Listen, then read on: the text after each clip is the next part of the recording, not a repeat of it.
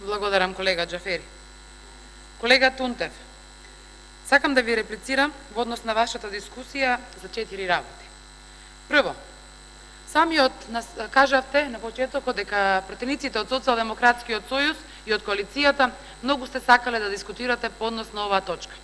Со тоа го потврдивте со фактот што од првите пријавени десетина пратеници 6 биле од владеачкото мнозинство. Колега Тунтев, ве молам да не ја замајувате јавноста, затоа што пријавените пратеници сами знаете дека се пријавуваме по принципот на брзи прси. Така да, штом ќе се отвори точката, даде можност да се дискутира по точката на дневен ред, се пријавуваме сите, па независно кој како нели ќе се пријави, зависи од тоа колку брзо успеал да го стисне копчето.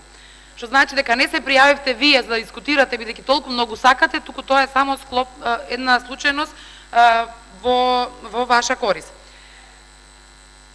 Ако доколку пратениците од Социјалдемократскиот сојуз сакаа да дискутираат по однос на оваа точка, немаше на овој предлог закон да биде ставено знаменцето на Европската унија.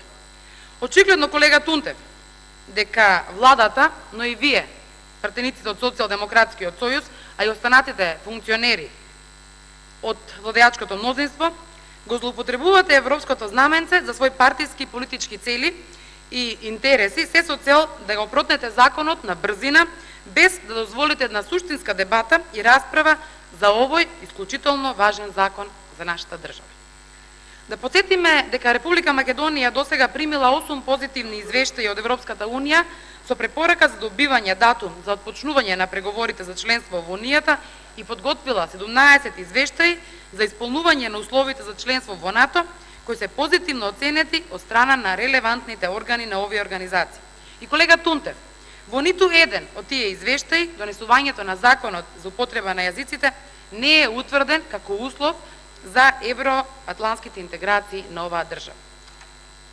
Доколку сакате да дискутирате, овој предлог закон ќе одеше по редовна постапка, а немаше да оди на брзина и да има на него европско знаменце. Второ, немало закон во 2008. Колега Тунтев, при донесувањето на законот за употреба на јазиците во 2008 година, Радмила Шекеринска, вашиот потпредседател на Социјалдемократскиот сојуз, изјавила токму од оваа говорница дека Социјалдемократскиот сојуз, ставот на пратеничката група на Социјалдемократскиот сојуз, ќе биде дека ќе гласаат против овој закон. Затоа што според нејзе овој предлог закон ќе доведе до проширување на рамката на Охридскиот рамковен договор. Сите ние се сеќаваме дека лидерот Зоран Заев беше тој што кажа дека треба да се надминат границите на Охридскиот рамковен договор. Многу контрадикторности за еден краток период. Имам уште многу реплики, но за жал немам. Имам уште многу да ви реплицирам, за жал немам време. Благодарам.